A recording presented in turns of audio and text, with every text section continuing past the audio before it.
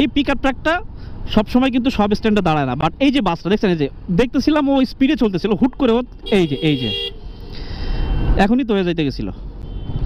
এই জিনিসগুলো খেয়াল রাখতে হবে একদম মানে অন পয়েন্ট দেখাই দিলাম, হয়ে গেল আর কি, এটা মানে লাকে ছিল, এই জন্য দেখছেন আপনাদের উদাহরণটা একদম জায়গা মতো হয়ে গেল।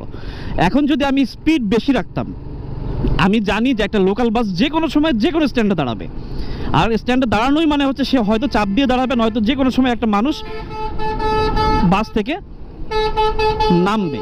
তো এই যে স্পিডটা, এই স্পিডটা আপনার বুঝতে হবে, এদের কাহিনী কারবার আপনার বুঝতে হবে যে এরা কখন কি করতে পারে, বুঝতে পারছেন তো? ওই যে বাসটা একটু আগে দেখলেন, এই বাসটা কিন্তু এইখানে থামার কথা না, কারণ ওটা কোনো স্ট্যান্ডও না, তাহলে আপনি কেন এখানে থামবেন? বাট তারা কিন্তু থামতেছে। এখন আপনি তো সবাইকে শুধরাইতে পারবেন না, শুধরাইতে হবে কাকে? নিজেকে। আপনারা অনেক কিছু শিখতে হবে, আপনারা অনেক কিছু অ্যাডাপ্ট করতে হবে। তারপর এই দেখেন, এই যে বাসটা আমার পিছন থেকে ওভারটেক করতেছে।